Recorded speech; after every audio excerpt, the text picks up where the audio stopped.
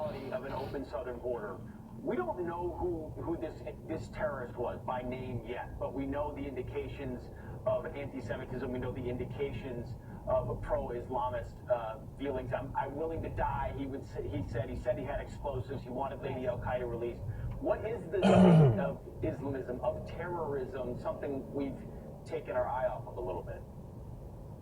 So, two very important things. The collapse of Afghanistan indicates to the world American weakness, American humiliation, our total inability to handle somewhere where we had been heavily invested for 20 years. It emboldens jihadists everywhere.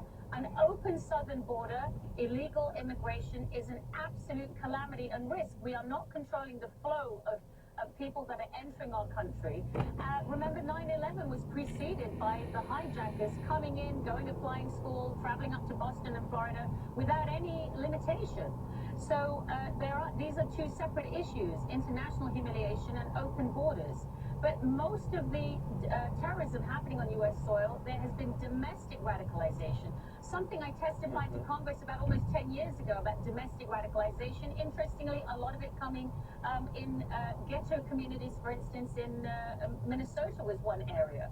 So but we mustn't equate the two. However, there has been at least one terrorism, a Yemeni terrorist that came in through the open southern border. So, of course, Texas is trying to manage the border, though that is a federal responsibility, and it puts us at risk. And if people think that international terrorist cartels don't know this route of entry, they are, telling themselves a fairy tale. So it is worrying, but they're two separate but very dangerous situations. Dr. Ahmed, very wise words on your part. Boy, do we need your voice in the public square. Thank you so much for joining us this morning. Rachel and Will, thank you so much. Thank you. And if I can just say, my first appearance on Fox was 7 years ago during the hostage-taking of Charlie Hebdo.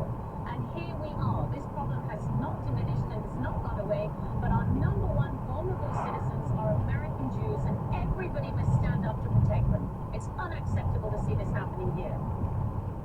Absolutely. I'm taking the attorney on Shabbat. Yeah, thank you very much. All right, turning now to your headlines, starting with this Fox News alert. Moments ago, Novak Djokovic boarding a plane bound for Dubai after losing his appeal to stay in Australia. The tennis superstar fighting to play in the Australian Open.